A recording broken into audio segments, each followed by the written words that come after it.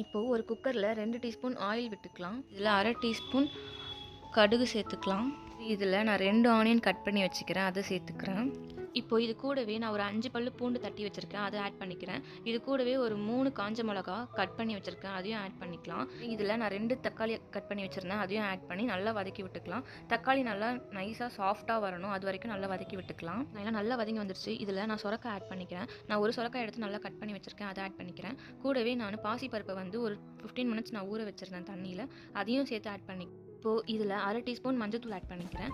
கூடவே வந்து ஒரு டீஸ்பூன் சீரகத்தூள் ஆட் பண்ணிக்கிறேன் அண்ட் கொஞ்சம் கருவேப்பிலை ஆட் பண்ணிக்கிறேன். இப்போ இதுக்கேற்ற மாதிரி நீங்கள் தண்ணி ஊற்றிக்கோங்க. உங்களுக்கு எவ்வளோ தண்ணி வேணுமோ அதுக்கேற்ற மாதிரி ஊற்றிக்கோங்க. இப்போ சூப்பரான சுரக்காய் கூட்டு ரெடி ஆகிடுச்சு. இதோட ஹெல்த் பெனிஃபிட் பார்த்தீங்கன்னா இது ஹார்ட்டுக்கு ரொம்பவே நல்லது. வீக்லி ஒன்ஸ் நீங்கள் கண்டிப்பாக இதை சாப்பிட்டீங்கன்னா உங்கள் கொலஸ்ட்ரால் லெவல் எல்லாமே குறையும். கண்டிப்பாக இதை ட்ரை பண்ணி பாருங்கள். உங்களுக்கு பிடிச்சிருந்தா லைக் பண்ணுங்கள்.